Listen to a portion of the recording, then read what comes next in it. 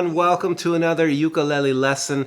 Knowing a couple of introductions is a fantastic way to bring more depth and musicality to any song that you strum. In this lesson, I'm going to teach you that introduction I just played and a really important tip for your left hand that can make all your chord playing much easier. So you'll want to stick around for that. Hope you'll get your ukulele, lean in, let's make some music together. This video tutorial is a little sample of what you'll experience at my upcoming online ukulele webinar. There are details down below. You can watch anytime as a replay. I'll be playing a concert for you. There's bonus footage and a PDF workbook filled with introductions, endings, and turnarounds to make all your tunes sound super, super cool. Hope you can join me. Check the links down below for all the details. Here are the 3 chords you need for this introduction. Before I break them down in detail, just take a look at what my hand is doing, moving from G to A minor, up to a G7 shape, back to an A minor. Watch my hand again and pay attention to what my ring finger's doing. See how that ring finger staying on the same string? We're going to talk about that in a moment and how that can really be an amazing guide for all your chord changes. First chord, G major. I'm playing on a low G, but any ukulele works great. G major. Now, to use the guide finger, the ring finger, lift up the others and slide it up to the 5th fret. When I'm sliding up to the 5th fret, I'm not pushing down, right? I'm not pushing down with any force. It's just gliding over the string like it's skating on some ice. So just slide up to the 5th fret, and then you position the middle finger at the 4th fret, 3rd string, first finger at the 3rd fret of the 1st string, and you get this A minor shape. Now, officially, this is an A minor 7 chord because you're including the open G string, the 7th of the chord. We can call it A minor or A minor 7. It really is the same. It has a wonderful melody as we move up. That note on the 1st string, up a semitone. Next, let the ring finger guide you again. Lightly slide up to the 7th fret. And here you're going to want to soften the back of the hand. Make sure that you can relax it as you pivot into this shape where the 1st finger and the 2nd finger are both at the 5th fret, 3rd string, 1st string. This is the G7 shape. Pay attention to what your pinky's doing. Is it relaxed or is it sticking up? Is it curled up with some tension? The pinky is a good gauge of how relaxed your hand is.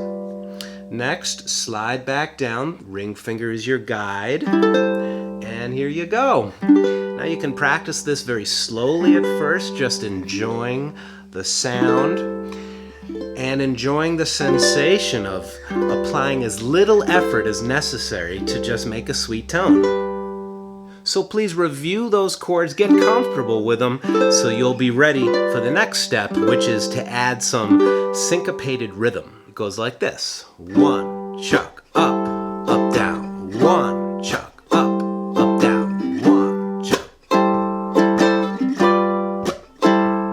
So there's a lot of different rhythms and styles you can play these introductions with, and that's what I'm going to be sharing in the webinar. Check the links down below if you want to join. By the way, if you're enjoying this video so far, I have a lot more to share with you. Please give this video a thumbs up if you're digging it so far. Now, when you land on the G major chord, you could begin any song in the key of G. There's a Beatles song I love, Tell Me Why. And the 3 chords we'd need to play the basic structure is G, A minor, and then D7. So please follow along with me. I'm going to play that syncopated rhythm, and then I'll play the Beatles song. Let's start. 1, 2, play the introduction with me. 1, 2, 3. 1, 2, 3. 1. And here we go to G. Tell me why you cry. A minor. Why you lie to me.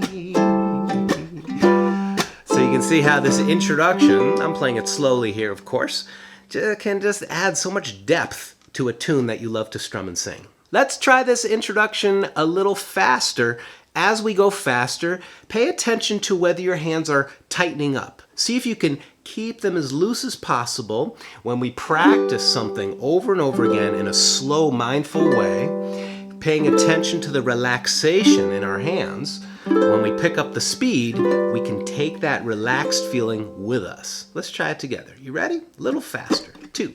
1, 2, 3, 4. Yeah, keep it loose.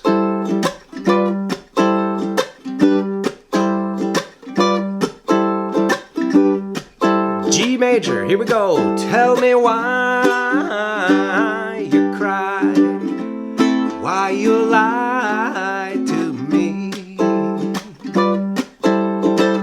All right, so I'm adding the introduction to the tune.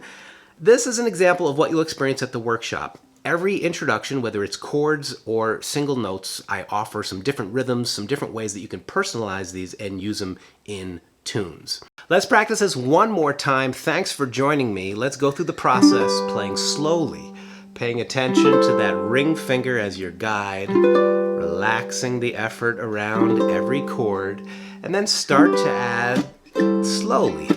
Little rhythm.